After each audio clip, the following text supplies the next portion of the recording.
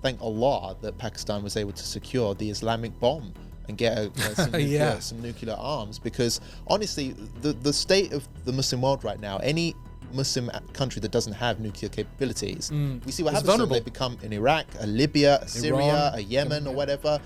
So alhamdulillah, Pakistan has one. I think they should get it, warm it up. The Muslims of England need to take a stand. We need to take a stand, even if we, carry out small exercises, but we need to demonstrate that we will not be silent. This is an absolute disgrace for a Muslim leader to side with the mushrikeen, ultimately. To side with these Nazi, Hindutva, Muslim-hating fanatics. If he's scared for his life and he's a coward, okay, fine, just stay quiet. I don't blame the Muslims of India, okay? I understand their predicament. But their leaders, to come out with statements like that, this is what traitorism looks like. This is what treachery looks like. Bismillah ar-Rahman ar-Rahim. Assalamu alaikum and welcome back to another episode of Muslims Uncensored with me, Robert Carter, and Roshan Saleh. Assalamu alaikum, Roshan. Now, of course, a lot is happening, so we're going to dive straight on into this. And the first story, which I think is on everyone's minds right now, is the escalation between India and Pakistan. So it was just last night, at the time of this recording, India launched a series of strikes hitting Pakistani territory, including the parts of Kashmir as well, I believe. And now we're starting to get information about the casualty list. And also, apparently, there has been a retaliatory strike. Possibly some Indian jets have been taken down by Pakistani defense systems as well. So the situation is heating up. And bearing in mind, these are two nuclear-armed states in a region which is hotly contested. The occupied Jammu and Kashmir, for example, is a heavily contested area. And this latest escalation comes shortly after an attack took place in occupied Kashmir, which of course the Indian authorities have provided little evidence for and have been accused of perhaps conducting a false flag operation, although of course New Delhi disputes that and claims that the attack was probably conducted by terror groups, so-called, which may have links to Pakistan, hence why they have launched their attack from their point of view. And of course, Pakistan heavily disputes that. I will play out a little bit of footage of the attack. As you can see there, a major strike on territory inside Pakistan with many civilians looking on. Now, to join us in this discussion before we get into the nitty-gritty, Roshan, I actually have an expert to speak to us who goes by the name of Shakil Afsar. So Shakil Afsar is well known to Five Pillars and our audience, and he joins us now. He is a prominent British Kashmiri activist and human rights advocate. So assalamu alaikum, Shakil. Thank you for joining us. Let me just start off by asking for your reaction to this story. There's a lot happening and tensions are running very high. Well, look, this reaction is one of anger. This is just the latest provocation by the barbaric BJP administration, who has systematically been doing this for years. They've been conducting operations within Indian occupied Kashmir, innocently blaming people and then labeling them terrorists. What every single one of us must remember, that under international law, the Kashmiris have a right to defend themselves and right to oppose their occupier with arms. If India wants to call these people terrorists, what I will say is one man's terrorist is the other man's freedom fighter. Yeah, absolutely. Well, we are, of course, focusing and keeping an eye on Kashmir, but I wonder what your view is of the situation between India and Pakistan specifically, because these are two nuclear-armed powers in the region. I mean, what do you expect? Do you think Pakistan's going to retaliate strongly? Do you think that this is the start of a massive regional war? I know that Kashmir is your bread and butter issue, but obviously these are the two main powers that could be fighting over that region. How do you see it going?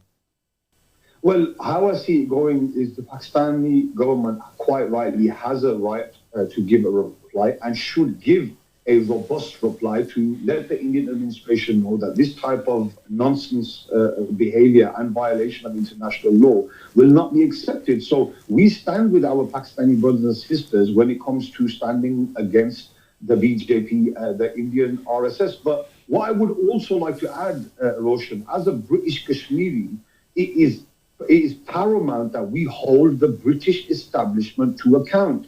They are the people who have left this mess behind, and they are the people who are now turning a cold shoulder to an issue that they've made, they've created, and they should be equally responsible in resolving.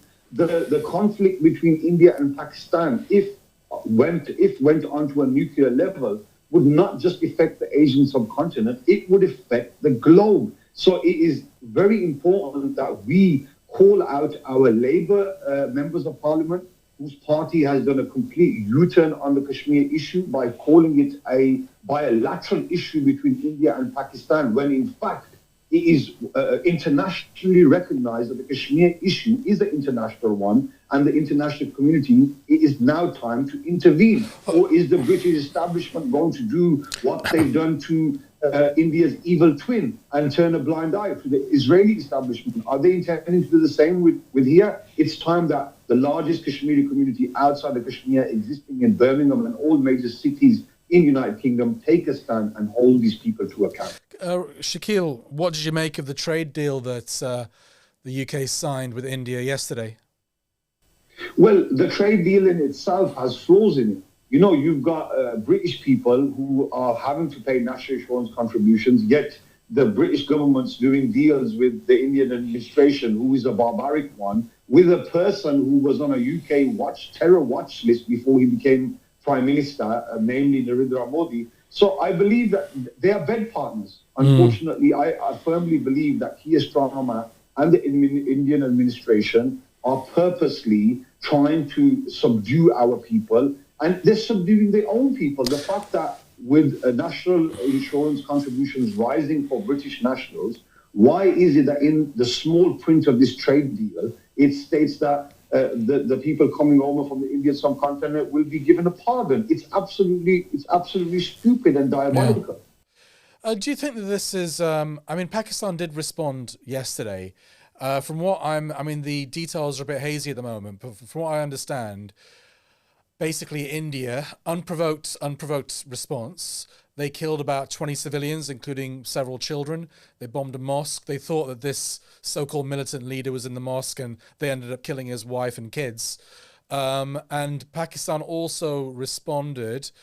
India are saying that around 20 they call civilians have been killed. Given that there seems to be like parity over the number of deaths, one strike against India, one strike against Pakistan, do you think this is over, Shakil, or it has some way to run? Well, look, skirmishes, this is not the first time there's been skirmishes in between Pakistan and India. And I believe Pakistan has not yet retaliated. The force that they put down yesterday was, I would call it self-defense. Okay. For somebody who was invading their airspace. I think Pakistan should robustly retaliate. It's time. It's time that we, speak for those oppressed brothers and sisters who are suffering at the hands of this administration, whether it's the Dalits, whether it's the Kashmiris, whether it's all other, even other Hindu castes who are vilified by the BJP and the RSS. And this is never going to go away. This is why we as British citizens should ensure that we push for the Pakistani government and the Indian government to find resolve, but that will never happen if they do not have the pressure by Western states who were directly responsible for causing this divide. What you have to remember is pre-1947, there was no Pakistan or India. It was all one big continent where people lived side by side. It was a coincidence that, these partitions formed just when the British leave. This is their sign. This is their motto, divide and rule. They know if we are united, we are stronger. If we are divided, we are weaker. And this, firmly, I believe that Pakistan still has a right to retaliate. Yesterday night was a pure act of self-defense by the Pakistani administration for, barbaric provocation. And I think it's time that something is done about this major issue that has been going on for over 75 years. Just one more question for me, Robert. It seems to me, Shakil, that India seems like it's really emboldened. They feel as though they've got the support of the West. They've done this massive trade deal with the UK. Modi is Trump's best mate. They seem to be employing very Israeli type tactics now, whereby they they're judge, jury, and executioner. As you said, no proof or evidence was provided for this attack a few weeks ago, but they bombed Pakistan anyway. They just seem very emboldened, like they're going on the offensive. They're taking it out on the Muslims of Kashmir, on Indian Muslims as well. It just seems like, I don't know, it's like what you say is a further response is needed. That could be correct, because what is going to deter this Hindutva Indian monster? Yeah, absolutely. And look, what I will add with that, the RSS actually takes pride in saying that they follow the blueprint of the Nazi regime. Do I need to say any more? You know, these people who have built their infrastructure, their style of training, their style of propaganda towards Muslims, their style of, even within the UK, we have Hindutva who, have incited issues in Leicester, caused a lot of conflict, and they're coincidentally coming over here by the truckload. I believe that this situation is not over. I believe that Pakistan should intensify this just to boldly demonstrate that you cannot walk all over us. You know, the last time a pilot was flew over into Pakistani airspace, and at that time, I completely disagreed with the Pakistani administration for returning him. Pakistan should have returned that pilot whilst asking for hundreds of young prisoners who are being held in detention camps without trial because India thinks it's judge, jury, and executioner. I wanted to ask you a little bit. You mentioned about the influence that the Hindutva ideology has on Britain's streets and the fact that it's led to troubling scenes in the past.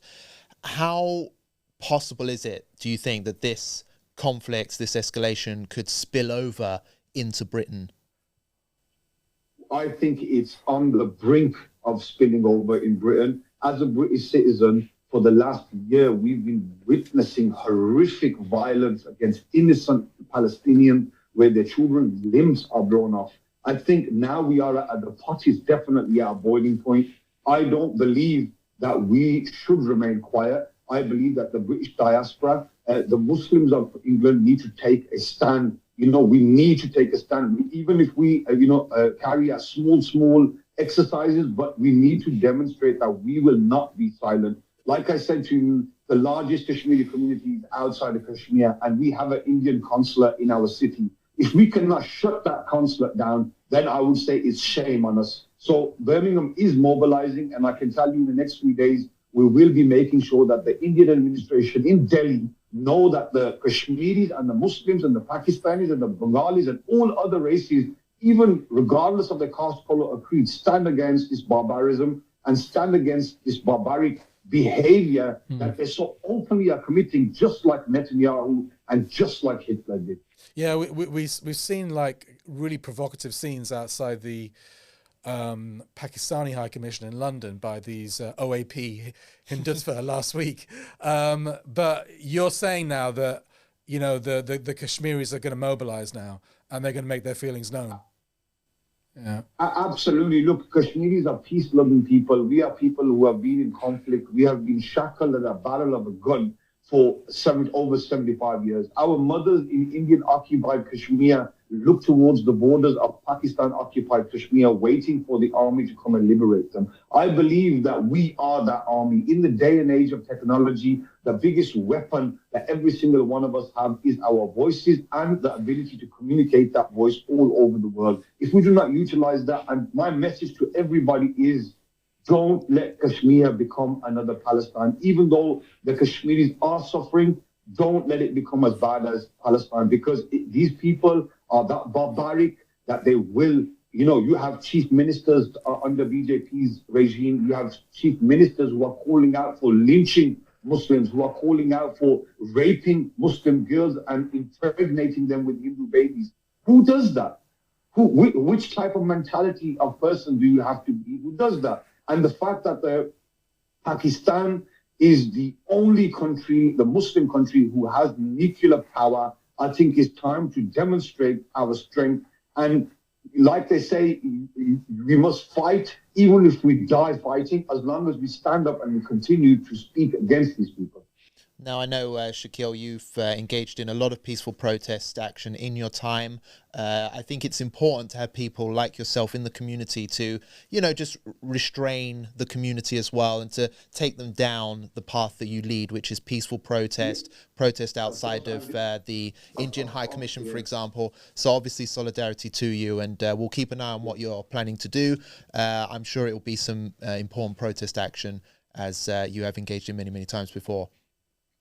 Inshallah, yeah. This is the whole point. Look, when a community, me as a person in the community, I'm quite concerned because people are very upset. There's a lot of emotion. So I urge people who have a bit of, recognition in the community to channel that recognition in peaceful protest, to lobbying our members of parliament to not be subservient to the Labour Party and Keir Starmer's stance on the Kashmir issue, but to speak the truth. This, the Kashmir issue was very different under Jeremy Corbyn in Labour Party and is very different under Keir Starmer. So we must hold these people to account in a legal, legitimate fashion, but we must understand we have a right to protest. We have a right to engage in protest or marches or show our distaste towards the Indian administration. Yeah, absolutely, because what's going on is outrageous, and I think I share anger as well. So certainly we need to vent our frustrations and to hold the people to account, including this government. Well, Shaquille, thank you so much for your time and expertise. I really appreciate it. Shaquille. And inshallah, if there is any action in Birmingham, London, or elsewhere, 5 Pillars will be there, inshallah. So do let us know what's going on. Okay, God bless and take care. Assalamu alaikum, Shaquille. Salam. Okay, so obviously Shaquille Afzal there, a very prominent Kashmiri activist here in the UK. I think he said a few interesting things there. I think what's really interesting is the fact that Britain has a direct role here, and that's something we have. Keir Starmer has taken a pro-India position multiple times in the past. This is someone who's trying to weasel his way back into good terms with British Muslims. Now, once again, there is another reason for British Muslims to boycott Labour, to challenge Labour, and to politically punish Labour as well. This party is a disgrace and should have no association with the Muslim community whatsoever. And Labour Muslim Network, if you're out there, what are you guys doing? Why are you not disbanding? Why are you not applying pressure? So this is just another reason of many to just not get involved with the Labour Party. Yeah, I think we're going to talk about the local elections a bit later on in the show. But I mean, what I take out of this is that, the parallels between Israel, Palestine and, Kashmir are, really clear to see. And I think we should use this as an opportunity, even to educate Muslims, because a lot of Muslims don't know about this issue, and educate them about the occupation of Kashmir since 1948. Kashmir existed, like Shaquille said, Kashmir existed before Pakistan and India even existed as an independent, sovereign culture, community, etc.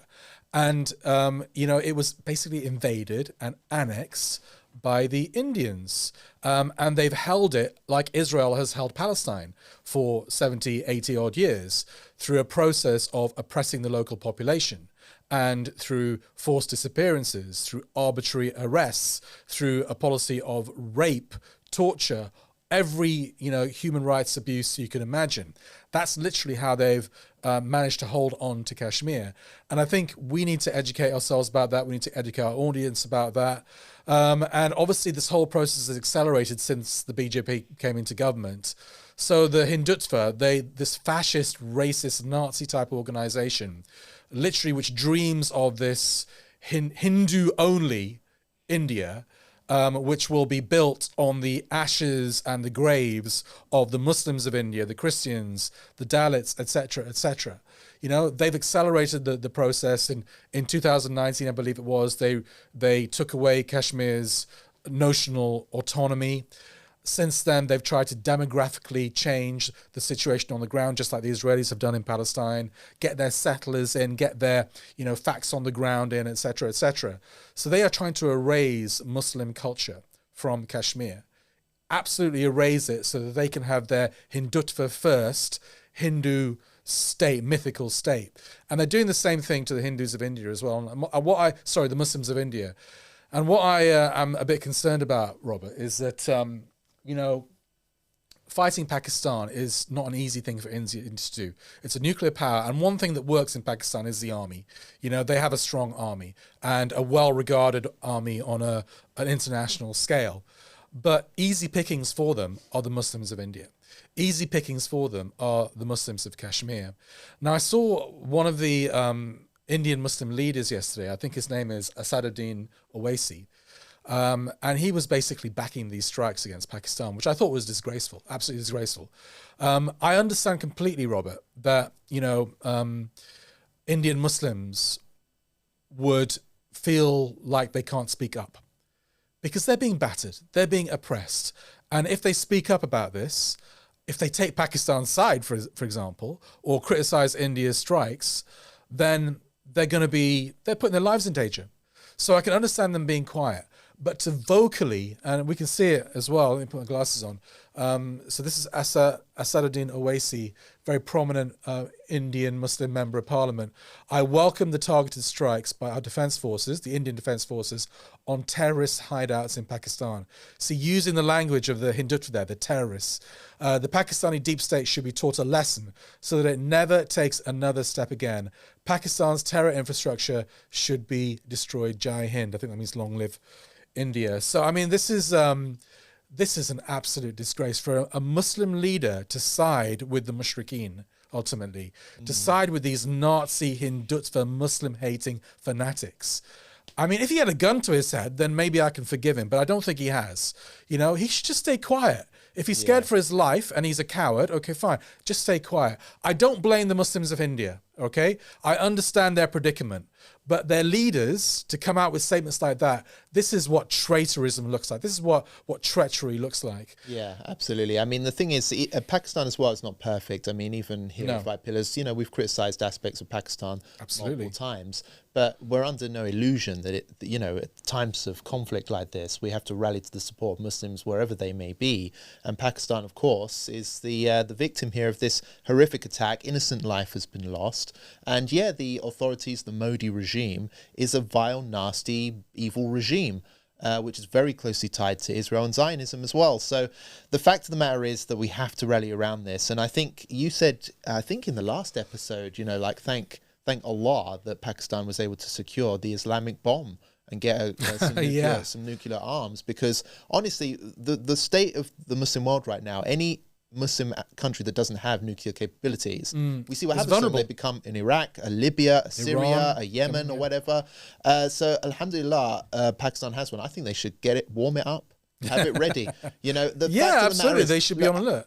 Look, I'm sorry, I'm not justifying war or anything like that. You know me, Roshan. I don't like war at all. But the fact of the matter is, I do not want to see Pakistan or Kashmir or more Muslims turn into what Gaza's got, Yemen's got. You think I like watching kids waking up every day and seeing beheaded babies in Gaza because of Israel, because of the United States, because of what Britain has done?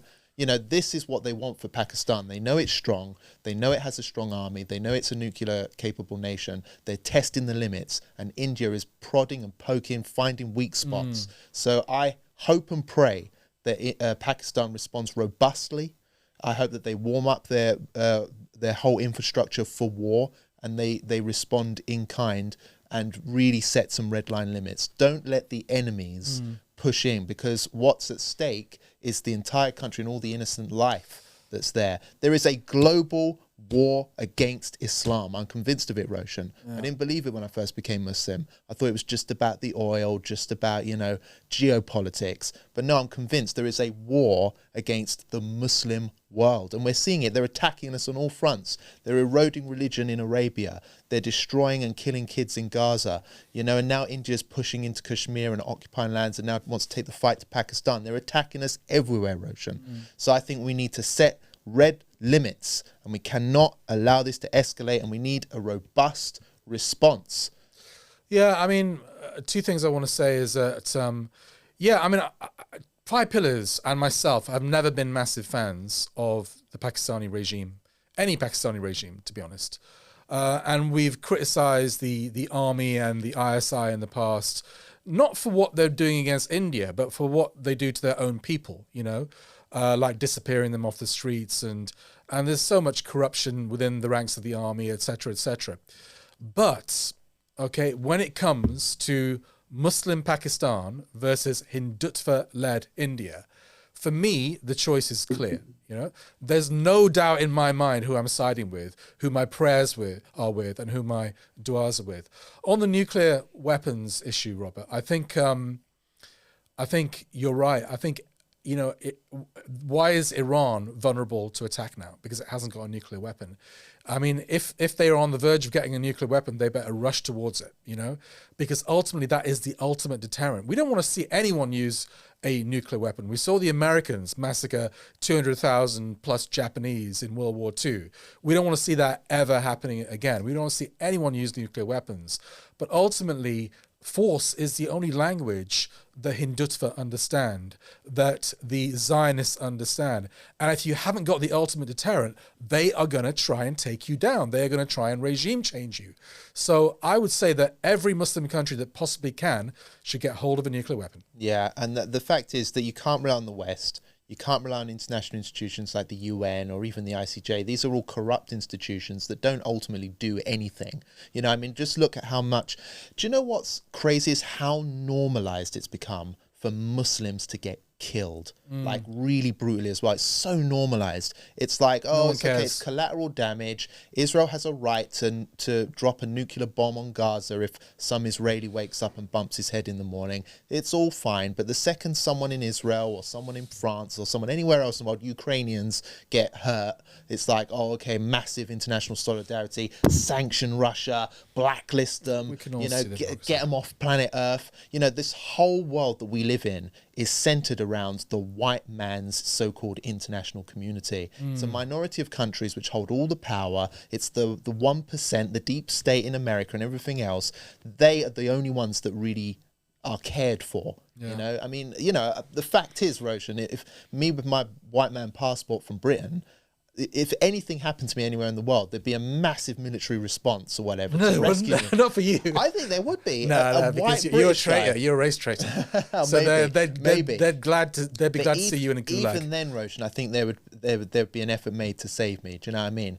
Just because of the passport I carry. Do you know, it's as simple as that. But then you go to other parts of the world and it's like, okay, an entire I don't think village that's gets true. Can I just stop you there? I don't think that's true, because we've seen Muslims, British passport holders, Muslims in Syria, okay, and the government's just washed their hands of them. They don't care because they're Muslims, ultimately. If they were white people, white non-Muslims, they would care, yeah. And do you remember that Jack Letts guy? He was a white, looked like you, Muslim convert. Again, the government didn't want anything to do with him. So yeah, maybe. I don't know. I just feel like it's become so normalized now. Like all these Arab kids getting killed, and the same thing. They wouldn't give a toss if Pakistan got invaded and there was dead Pakistani kids everywhere. It's totally normal. So I feel like they have to take extraordinary measures to defend themselves, because no one else will care if Pakistan is attacked, if India invades or whatever. India has to know there's a price, a huge price to pay. No one's going to care. I mean, Pakistanis, the way they're treated in this country now, it's like they shouldn't even be here. Do you know what I mean? They're dehumanized here in this country, and these are with the rape gangs kind of narrative, that so false narrative. And these are like British people. Yeah, they have British passports as well, and they're so dehumanized and attacked, and it's totally normal. So there's a difference. It's like they're treated differently to who they are. Did you see the ban?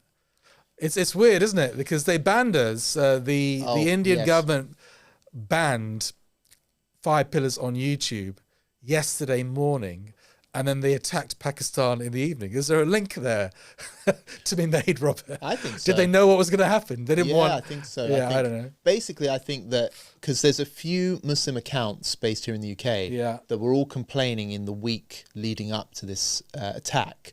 They were all saying India's banned my YouTube channel. Mohammed Hijab said that. Oh, really? Then it was us. Smile to Jannah as well has also said his account has been banned in India. Then there's this massive attack. Now we've got an escalation. So they don't want local Indians to be influenced, whether they're Muslim or non-Muslim. Not at all. Yeah, absolutely. Yeah. And I think they, we're known by the authorities there. We're on some list, and they want to dominate the narrative. Yeah. They want their propaganda to set in, And yeah, it's like they know that there are a lot of Muslims in India that are going to look at this and be like, "What's going on?" So they want to lie. They banned us from Twitter. Fake news. They banned us. They banned us from Twitter 2 or 3 years ago when we were getting a lot of traction in India. Yeah. And then all our Indian audience fell off, unfortunately. Yeah. And now they're banned on YouTube. YouTube. I mean, the largest democracy in the world. What a joke! Can't take a little bit of criticism. Absolutely pathetic. Yeah. So obviously they are scared. They're silencing and controlling the voice. You know, that's the thing about India, is like they're known for false flags. There's so little evidence or information about what actually happened in the attack on Jammu and Kashmir. They're just saying it's a terrorist attack, and we go, oh, okay, like... We haven't even seen the victims, really. Yeah, we haven't seen the victims. We haven't heard any testimony or eyewitness accounts particularly. There's a lack of that. They're now coming out with this thing like, oh, it's definitely linked to Pakistan. But trust me, bro, like, don't worry about the details. It's a Pakistan thing. Pakistan's going, what the heck's going on here? It's nothing to do with us. This is a false flag. Now they've attacked, and this whole thing could be based on fake news from the Indian deep state. And they have a very good reason to do it, because they want to encroach more in Kashmir. They want to solidify their gains. They want an excuse to ramp up their security measures, to oppress the Kashmiris. And they might even want a slice of Pakistani territory as well. I just think that they are pushing limits. They're emboldened by what's going on in Gaza.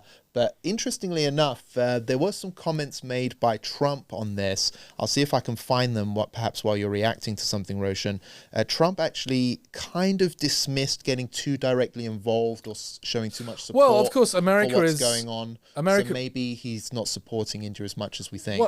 Well, America is also an ally of Pakistan, don't forget. You know, the CIA and the Pakistani army have had a long history, so the ISI. So the ties between the deep state in Pakistan and America run very deep.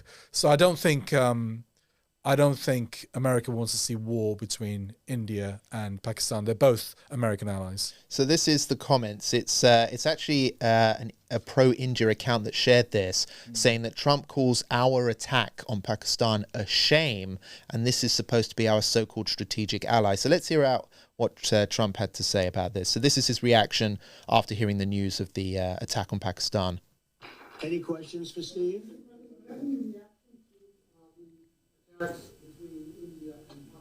No, it's a shame. We just heard about it just as we were walking in the doors of the Oval.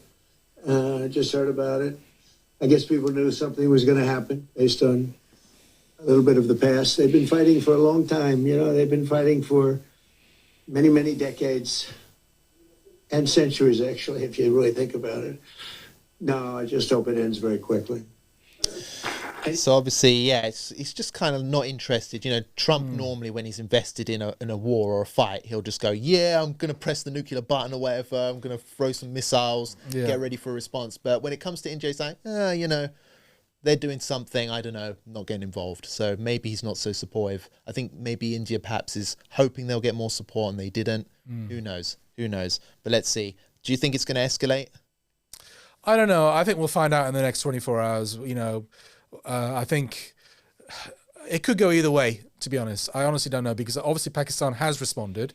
Some people have been killed in India as a result of these Pakistani strikes.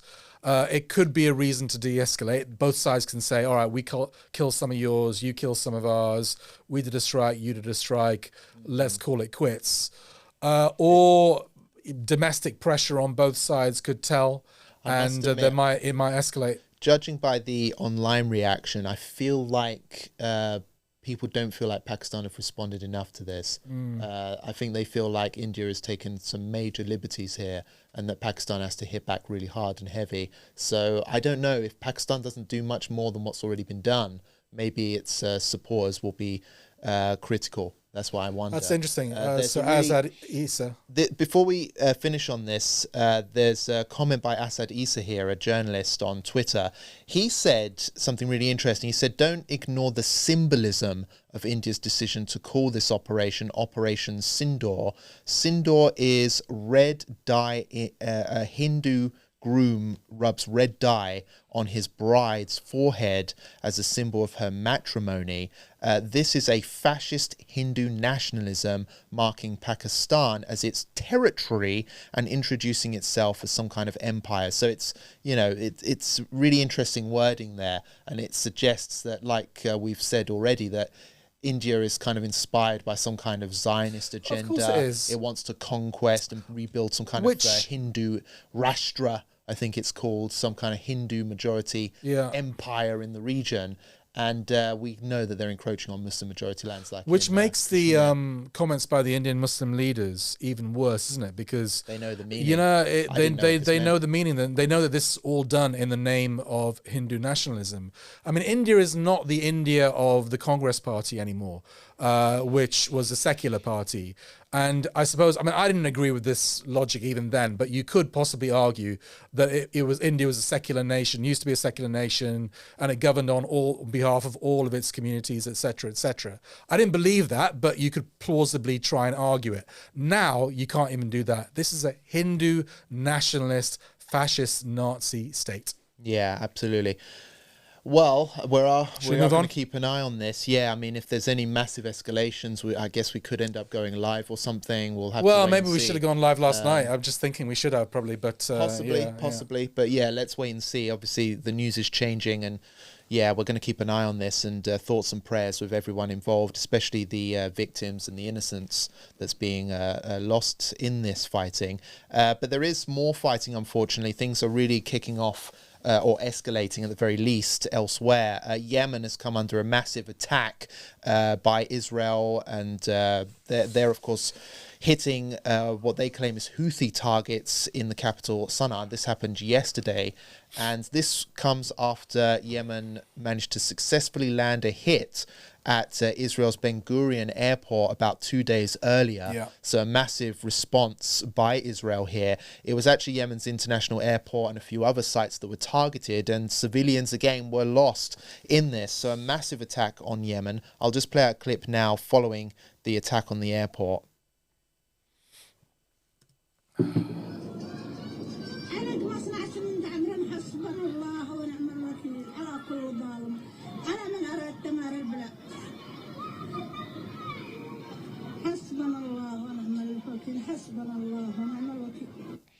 So that's a clip of one of the strikes. There were multiple strikes. This is, of course, after the Ben Gurion airport was hit. But the Yemeni response has been pretty inspiring. I'll play out a clip of one gentleman who was seen at one of the sites where a rocket hit. I believe this is close to the airport. He basically clarified that no matter what America does, no matter what Israel does, or any one of their allies like the UK, you can hit Yemen, you can nuke Yemen, you can destroy Yemen, but they will never, ever, under any circumstances, abandon the Palestinian cause. إسرائيل برا وبحرا وجوا اليوم يعتدون على منشآت مدنية. ما الذي تريد أن تخيفنا به أمريكا؟ لن توهنوا فينا أي شيء ولن تهزوا فينا شعارات. سندوسكم بأقدامنا. فلسطين يا أمريكا فلسطين. وأنتم الذي يعمله الأمريكي هو استهداف المنشآت الحيوية والبنيات التحتية والمدنيين. فلله الحمد ولله الشكر. سنفرض حصارنا وسعادة قوتنا. فوالله لو أكلنا تراب هذه الأرض وشربنا من ريحها لما تراجعنا عن موقفنا. ولتفهمها أيها الأمريكي ولتفهمها أنكم تحت أقدامنا. So there you have it. That's the sentiment in Yemen. So they're being hit hard, Roshan. Multiple massive waves of attacks over the past weeks. And this is all because Yemen is refusing to stop militarily, directly fighting the Israeli regime as they conduct a genocide against Gaza. They are the only ones that have remained in the fight despite the setbacks, despite their lack of ability and capability. They're saying, no, you are not going to kill Arab kids without some kind of response. And if we are going to go down, we are going down with the Palestinians, and it doesn't matter what you do. Now that Trump's been elected, he's come in and started pounding Yemen, hitting their only vital port city, Hodeidah, killing civilians. Kids are being killed in Yemen. No one talks about it. They're not just dying in Gaza, they're now dying in Yemen as well. Israel is hitting Yemen. The UK as well has taken the wrong side of history, gone waddling along like a poodle to massacre more Arabs in Yemen. This country, honestly, are a bunch of heroes. I wear this hat now. I'm going to be wearing this daily in solidarity with these heroes in Yemen. The only country which shouldn't even be in the fight. You know, they've been throwing a few rockets, doing their best. There are countries in the region that have massive military capabilities. Yeah. Turkey, Iran, even Saudi Arabia, I'll give them that. They have abilities to fight, economic abilities to fight even. Yemen, of all the countries, should not even be considered or asked for much, yet they are giving it everything that they have. And even in the face of a massive attack by Trump, they're saying, we don't care, kill us. Do you know what they chant in Yemen every Jummah? They have a massive protest outside the main mosque in Sana'a every Friday for weeks, and it's way bigger than what we see in London. You know, the National March, we can manage 100,000 people or odd, maybe not anymore. We can't. But every Friday in Yemen, hundreds of thousands of people gather outside the main mosque, and they are chanting things like, "If you want World War III, start it now. We don't care. Just go for it. I think nuke us if you want. We will never stop fighting for Palestine." And now they're promising to do more attacks on Israel. So the situation's escalating. And as you know, Roshan, I'm affected by this through family. It's very heartbreaking to see. But honestly, people keep asking, where is the Ummah? Where are the Muslims? Why is no one helping Palestine? Well, they do exist. They do exist. But who's helping them? Yeah, I mean, it's an inspiring example, isn't it? And it kind of puts to shame a nation like Syria, for example, you know, which, they keep on saying, we can't fight Israel. And we just have to focus on rebuilding. We're not in a position to fight Israel. Well, neither is Yemen in a position to fight Israel, but they're fighting Israel, right? Whereas Syria isn't doing anything. And many people feel, I mean, Trump cryptically said yesterday, I don't know whether you saw this, he said twice last night, that there's going to be a big announcement to come in the next few days. And people are already speculating that that announcement may be that Syria has agreed to normalize with Israel. Now, I hope I am wrong, but judging by the signals coming out of certain people in the know, I think it's a possibility. And obviously, if that red line is crossed, then Syria, the new regime in Syria is persona non grata. Yeah, absolutely. What did you make of the comments by Trump yesterday about the deal that has allegedly been done between the Houthis and America, mediated by Oman, which will basically say that Yemen will stop attacking American ships in the Red Sea and will allow free passage in return for America not attacking the Houthis anymore.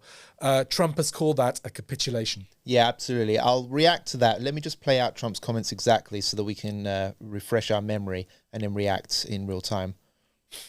Very good news last night. The Houthis have announced that they are not, or they've announced to us at least, that they don't want to fight anymore.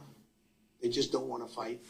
And we will honor that, and we will stop the bombings. And they have capitulated, but more importantly, we will take their word. They say they will not be blowing up ships anymore, and that's what the purpose of what we were doing. So that's just news. We just found out about that. So I think that's very, very positive. They were knocking out a lot of ships going, as you know, sailing beautifully down the various seas. It wasn't just the canal, it was a lot of other places. He doesn't seem to understand what the Red Sea is, basically, what a canal. He's ignorant person, isn't he? I mean, basically, he obviously says this is a capitulation by the Houthis and that America's basically won. And that's how he's painting it. Now, I looked at Yemeni state media, and their leadership is basically saying that this is the US pulling out of directly confronting Yemen. So the US is looking for an escape route. It's been bombing the heck out of Yemen to no result. This is the Yemeni point of view. We still pose a threat. We're causing massive economic damage in the Red Sea, and we're just not giving up. Just kill us if you want. We don't care until every Yemeni they will is stop. dead. They will stop attacking American ships. So that's basically it. So what the Yemeni leadership is saying, the Houthis, is that the Americans wanted out. So they've said, look, we'll stop bombing you if you stop bombing the shipping. But they basically claim that they're still able to bomb Israel, and America won't get directly involved in that. So they're still going to target Israeli ships. That's what I'm not sure if they'll target ships, but they'll definitely target Israel itself. That's what they're saying. So they're actually spinning this as not a capitulation on their part, just that America has lost the appetite for bombing Yemen, and they just want the ships to be safe. Okay, let's see how it plays out. So it's like dueling, conflicting narratives here. I mean, the fact is, if the Houthis are still bombing Israel, that's not a capitulation. How can you say that? What was their reason? What was their reason for bombing the American ships? Was it because they were supporting Israel? Absolutely. So America was supporting Israel. They were blockading the whole Red Sea. But when America started to, because they ended this, remember, Yemen is not a rogue, reckless terrorist regime like Israel is. They actually stopped all of their operations when the ceasefire agreement was implemented. So in solidarity with Palestine, they de-escalated in link with that. So it was only when Israel and America decided to go back to conquering Gaza or attacking Gaza, then the Houthis said, okay, we're going to go back to fighting and everything as well. Then America attacked Yemen, and it's been escalating. So, you know, it'd be interesting what you guys think. Do you think that this is a capitulation on Yemen's part? I don't think so. If Yemen's going to keep attacking Israel, how can you call that a capitulation? I think Trump wanted out. He knew that he can't win over Yemenis. They don't love the dunya. You know, they love the next life. You know, this is a religious country. They're not going to surrender. They're not going to back down. So Trump obviously just wanted out and has made some kind of deal, possibly to anger the Israelis. Who knows? But let's wait and see. Tell us what you think in the comments below. Should we move on, Robert? There is the local elections. So we should definitely say something about this. Yeah, so obviously it's a little bit older news now. The results were days ago, but I think we're still kind of we're sort of taking this in. Yeah, Reform UK, a right-wing party which has been accused of being Islamophobic to the core many, many times. And they're certainly anti-immigration and hostile to immigrants. They have made major gains in the local elections. And this comes as many speculate that it could become a party of government in future elections. And that perhaps they're going to break through and make it all the way to number 10, putting Nigel Farage as a prime minister. This is someone who is having a pop at Turkish barbers. He talks up about the threat of Muslims in this country not conforming to British values and sectarian Islamist votes and all that type of stuff here. So yeah, worrying times I think for Muslims in this country. Look, I mean, I'm not worried simply because I don't expect to have a comfortable life. If you want a comfortable life and you want the dunya, then you should be worried. But if you don't, which I think the Islamic mindset is not to focus on that, is to focus on the akhirah and to accept that this life is a struggle. Just look at Yemen and the Palestinians. And our role in this life is to worship Allah and to spread Islam. If you have that kind of attitude, you're not going to be worried. But yeah, from a dunya perspective, take that all away, then it is probably quite worrying, because it's obvious now that the polling, which had Reform leading the polls ahead of the Conservatives and Labour, has translated now into votes. And they've won a by-election they had no right to win in Runcorn and Helsby. They overturned a 14,000 vote majority. It's a solid Labour area, has been for donkey's years. They shouldn't have won that. They did. They've taken many councils across the country. They've got so many councillors all over the country now. They were the main headline of that election. And I think that it's obvious to me, it's not just, obviously Twitter and X can be a bit misleading. That's where you see this Islamophobic, racist, anti-immigration bile. But I think it is reflective of a significant minority in this country who are blatantly Islamophobic and blatantly racist. That's why the Tories kept winning ultimately, you know. The Tories have won most elections, and that's because Britain, or England especially, is a right-wing country. And it's going further and further to the right. We have the lies, spouted about the Pakistani grooming gangs, in inverted commas, which is becoming almost mainstream narrative these days. And I think, obviously now Reform are in power. So I think, it's 3 or 4 years to the next election. So they will be judged to a certain extent locally by their actions and their performance while they're in power. It might go against them because they're not just a protest party anymore. They have some power at local level. But I think that it's a realistic possibility. All right, the best case scenario is that Reform gets about 100 MPs into Parliament. I think that's, at the very least, they'll do that. They have 5 now. I think, based on their share of the vote, they'll get at least 100, which makes them a major player, perhaps could go into coalition with the Tories and form a government. The worst case scenario is that they win over 300 and they have an outright majority. And at the moment, I would still say that's unlikely, but the way this country is going, it's not a possibility to be discounted. I think the Tories are in an existential crisis because of Reform. The Tories could literally cease to be a party by the next election. But Labour now is under massive pressure from Reform. Before, it was just the Tories that were under pressure. But now they're taking seats off Labour. They're taking council seats and even Westminster seats off Labour. So I think Reform is the real deal. I think Farage has a decent shot of becoming our next Prime Minister, either because Reform has a majority or in coalition with the Tories. And that will be the first time in British history that an overtly racist, I would say racist, anti-immigrant, Islamophobic party has the reins of power. Of course, the Conservatives also had those attributes, and so did the Tories. But these guys are very, very open about it. And that does mean, that life for British Muslims is going to get a lot harder. And I haven't seen any strategy from the British Muslim community to really counter this, Robert. Yeah, I mean, I actually, on the day of the elections, I think it was, I was invited onto Islam Channel to speak. And it was a decent panel. There was someone from the MCB there. There was someone from the Muslim Vote representing on the panel. And before ending the show, I literally said that. I said, what is the plan? Reform UK are a threat. They should be seen as that, and we shouldn't underestimate them. They need to be dealt with one way or another in a peaceful democratic way. Just to clarify that our guns should be trained on them in a peaceful way. Our metaphorical guns, our election vote guns or whatever, the peaceful ones. But basically, what's the plan? I said, and I asked them, and I left them with that. Let's wait and see, because what did they say to that? What did they say to that? It was sort of like ending thoughts, so I just sort of left him with it. We'll have to wait and see how they respond. But obviously there was an article which we published by someone from the Muslim Vote, Abu Bakr. And he raised some interesting questions. For example, like I think a lot of Muslims might panic return to Labour. Yeah. Because that's obviously been the traditional home. Lesser of two evils. Labour are already spinning that argument. They're already saying, don't vote Greens, don't vote for anyone else. Voting for Labour keeps Reform out of power.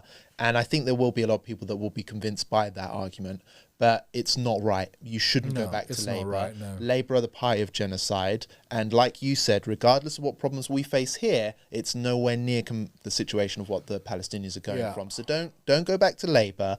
Let's bear that in mind. But we should brainstorm, we should plan, we should organise and mobilise. And Reform, they keep talking about this sectarian Muslim vote or whatever it is. Well, let's mobilise it if it exists. Let's get out there. Let's prove to them that it is, Yeah, because the fact is, we showed that the Muslim vote has power in the last election, and they know it. Now, Farage is trying to capitalise on that by fear-mongering around it.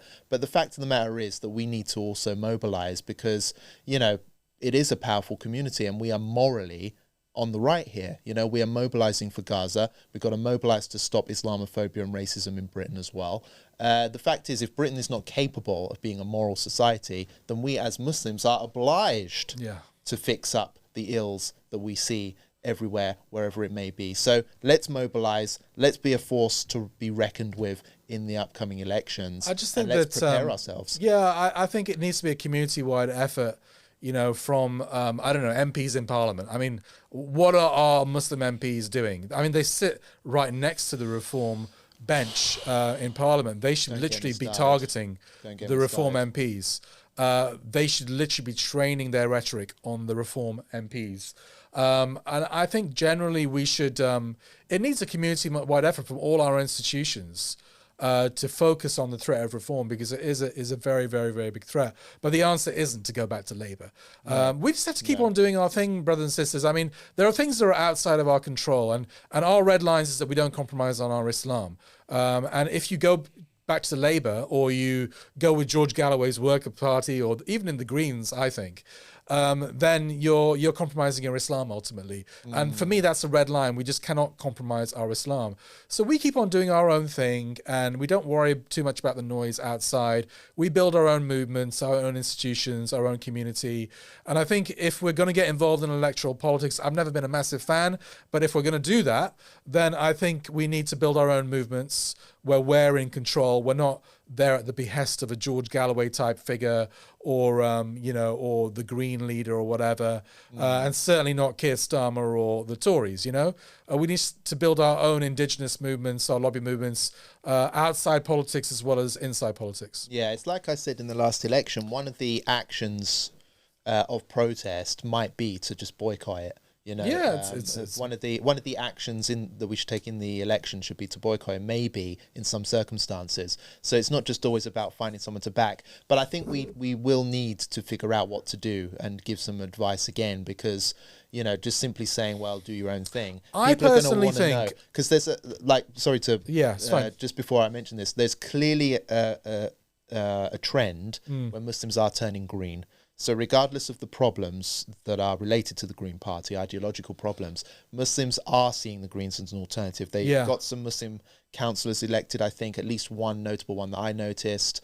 There is a lot of Muslims joining Green as members. There's a Muslims Green social media account that's opened up, which is basically Muslim Green members being active now. So they're turning green. Is that right? I don't know. Maybe. I mean, I think I'll give you the pros and cons. I mean, I think it's more logical to go with the Greens than let's say the Workers' Party, because the Workers' Party are a bit of a joke, quite frankly, and we've seen that from their results, where they had no wins, no vote, no media coverage, nothing. They're just one man's ego, George Galloway. Whereas the Greens do actually have an election machinery, and they have a hinterland, a history in this country of fighting elections, of delivering at local level as well, especially at the local level, not necessarily at the Westminster level. But they're a serious party with resources and a machinery, an election machinery that can deliver results, I think. That is from the purely pragmatic view. From a more principled view, I personally think, how can any Muslims sign up to the Green agenda? Which ultimately this is a lefty liberal party, pro-LGBT, just very, very liberal and against our conservative values. They don't want to kill us, and they'd be quite nice to us, and I think there is some space for cooperation with them. But being a signed up member and running as a candidate for the Greens is a step I couldn't take personally as a believing and practicing Muslim. That's all I would say. It's interesting. Some definitely are, and they're not just like secularized, queer Muslims. They are actually like solid members of our community. That I disagree with them, but it's a thing. We'll keep an eye on it. But I would say generally, I like the strategy of getting independent Muslim MPs into Parliament, but I think we need to. But good ones. But exactly, that's what I was going to say. But I think the vetting process has to be more thorough next time. Yeah, I think we really need to make people like if you want to be a Muslim MP, you have to earn your stripes. You have to prove to the community that you're the man. not only with your eloquence and your knowledge, but your principles, your commitment to Islam, your ideology, etc., you need to be the real deal. And I think that the MPs that we have in Parliament now, they got in a little bit too easily, you know. And I'm not saying they're all bad, but they didn't go through a vetting process that needed to be gone through. Yeah, it was, and if we can get better quality and more Muslim MPs into Parliament, then that could be. It's not the answer to all our problems. I'm not pretending that, but it would be an effective voice. I think the MPs that we have in Parliament now, they haven't been able to amplify their voices, and they haven't been able to make a mark as Muslim MPs. And I think possibly some or all of them will pay for that at the next election. Yeah, absolutely. I mean, there was one seat, I forget where it was, but there was a Muslim Liberal Democrat candidate who beat Labour in that seat or something like that. And you could tell it was partly due to like the Muslim vote effort in that area, because he was seen as a Muslim who was sort of pro-Palestine as well. So, you know, the Lib Dems are not really an option per se, but on that local level, it clearly sent the right message, because Labour were punished in a seat they should have won. I think it was somewhere in Leicester or something like that. I consider that sort of a win, but I think what the message I kind of put out there normally is, you know, look at the local situation and then judge how to kind of protest vote. Yeah, case by case. Yeah, case by case. So I think that's something I just don't like, I'll be honest with you, brothers and sisters, and you, Robert, as well. I just don't like being part of any institution which is run by non-Muslims. Yeah. That's me. I like Muslims to be in the driving seat. And if we're not, I'm not comfortable with it. It's been very liberating working for Five Pillars, I have to say, because yeah, it's I don't have to. That's why I started Five Pillars. Why I'm fasting. That's why I started Five Pillars. Is literally because I didn't like working in the mainstream media or even the Muslim media. Well, it wasn't. I mean, yeah, even the alternative media, I should say, because it was still non-Muslims in the driving seat, or liberal Muslims, or Muslims that weren't good enough Muslims, basically. Yeah. Well, there you have it. So yeah, let's see how this develops. But yeah, I think we all can agree that Reform UK do pose some kind of threat, and we need to mobilise from now. We need to find good independence if that's going to be our plan. Maybe it's not going to be the plan. Maybe our plan should be to mobilise on the street level and just become. I think our focus. I think our focus, Robert, should be on activism outside of politics. Because politics is dirty, you know, it just is.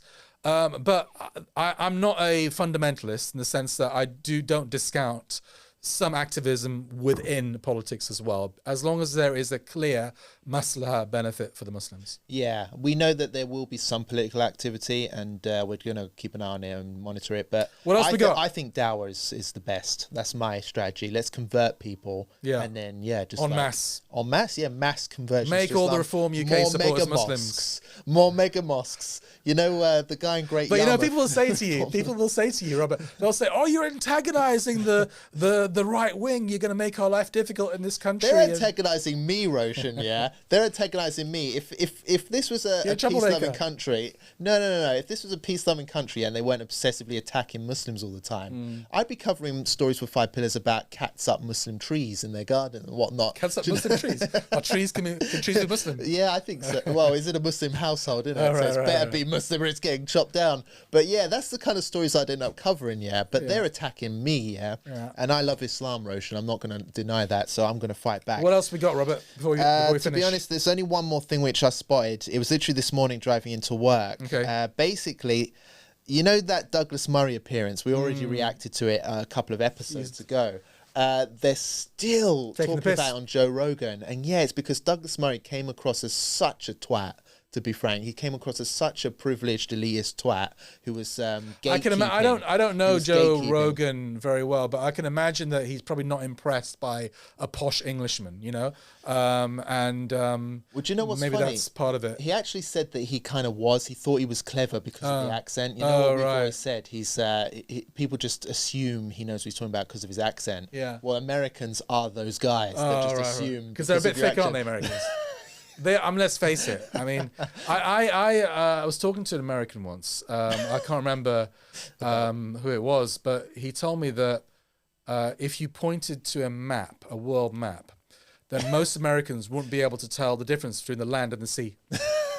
Is that what he said? Yeah. The confession? Yeah. That is jokes. Yeah. Well, I know they're not travelled well at all. That's one thing which I know from Americans. But basically Joe Rogan, I think he just couldn't believe, watching back now and after witnessing the online reaction, I think with hindsight, he just couldn't believe that Douglas Murray committed so many violations on his show, blatantly gatekeeping. And he wasn't coming up with like an argument, a debating point. It was just a debating tactic. So rather than address any of the issues, like Israel's genocide against kids, he would deflect.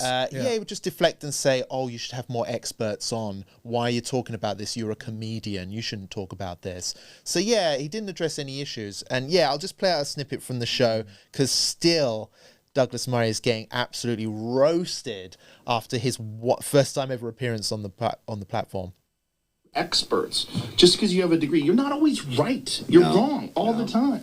Yeah, that was pretty disappointing because I thought Douglas Murray, I liked listening to him. I thought he was super smart, obviously very articulate. So good with that accent. But then on that one, I think I told you, it was like, or I texted you something about, man, he seemed pompous. It's like, that seemed like, took a big, for me, it was a loss for him, big time. Well, he used tactics rather than facts. So the tactic was an appeal to experts like that, and there was also saying that the coverage was imbalanced because I didn't have enough people that were pro-Israel. But then I thought about it afterwards. I'm like, I had quite a few. There was Jordan, Ben Shapiro, there was Coleman Hughes, there's been quite a few people that are pro-Israel. And not even that people are anti-Israel. They just don't want to watch people get blown apart all the time. Right. That seems pretty reasonable. But instead of debating how this is done and what is being done militarily, it all became about like who are the experts and what are the things that should be discussed. And so there you go. I mean, Douglas Murray, his one appearance on the show, his chance to make it big in America and to show everyone why Israel is right and why he's so knowledgeable about everything. And he totally tanked. And now even Americans are waking up to the fact that Douglas Murray is just a twat who doesn't know anything he's talking about. He's a total hypocrite, talks about bringing on experts, yet the guy won't shut up about Islam, a topic he knows nothing about, doesn't know a word of Arabic, as you've called him out on in the past. And just through his own sheer arrogance and stupidity and hypocrisy, he's now exposing himself to an American audience. So let's hope that this trend continues. But it's part of the Israel PR thing as well. Like, he's their main propagandist right now. You know, he's their guy that they've invested everything in. They even give him state-sponsored tours. And he's not likable as well. I mean, he's not likable. Because I think some people that... I mean, all right, I hate Farage's politics, but he's actually quite a likable person. I mean, I've always laughing. I've not for quite a while, but I've interviewed him a few times and had camera conversations with him. This is before his really vile rhetoric really kicked in, and I have to say that I found him quite personable, you know, and I think most people that meet him feel like, oh yeah, he's a sound bloke, but sure. Murray, he is not a likable person. You must be a psychopath or sociopath rather, or an Israeli, to like this guy. Or an Israeli. He just comes across as pompous, arrogant, like he's better than you. You know, everyone hates someone who thinks they're better than you. Oh, I'm better. Who are you? Look down. He looks down on people. That's exactly what he did on the Joe Rogan podcast. Because these guys, one of them was a comedian and known, Dave Smith, I think his name is. He talks a lot about Yemen and about American foreign policy and, you know, how they get it wrong all the time. And again, Joe Rogan, he's from a martial arts background and a comedian. He was just totally like, who are you? Why are you talking about this? Have you even been there? Like, as if that makes a difference.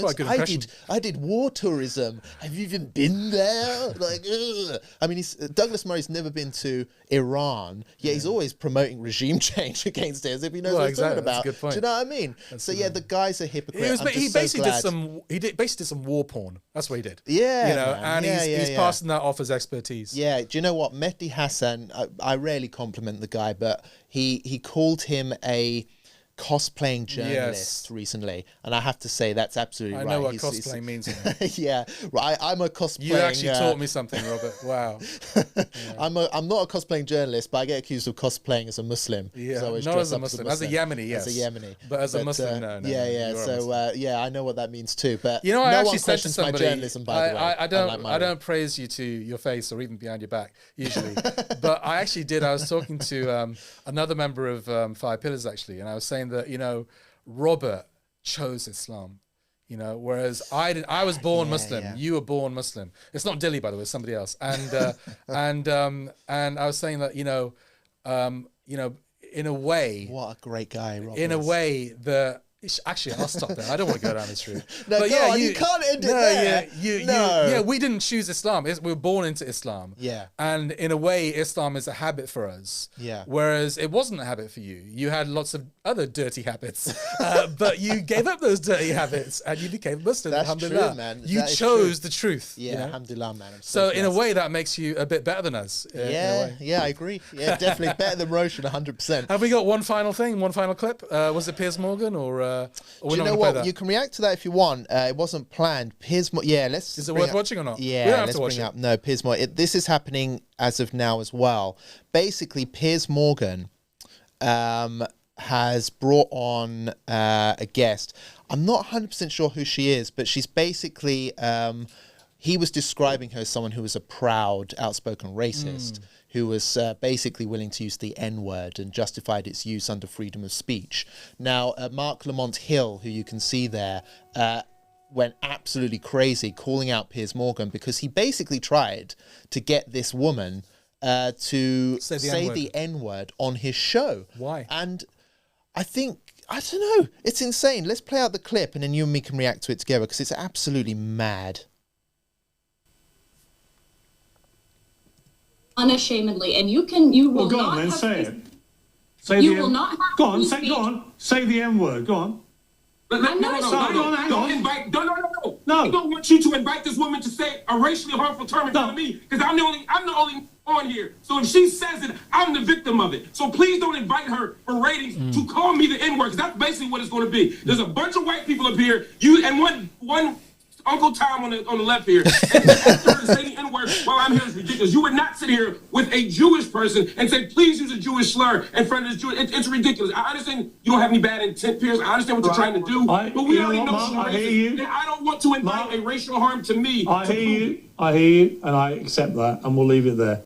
That was insane. I mean, what Piers Morgan or his producers were thinking. Well, at least after Mark Lamont shut him down, at least he did accept it. But it's crazy.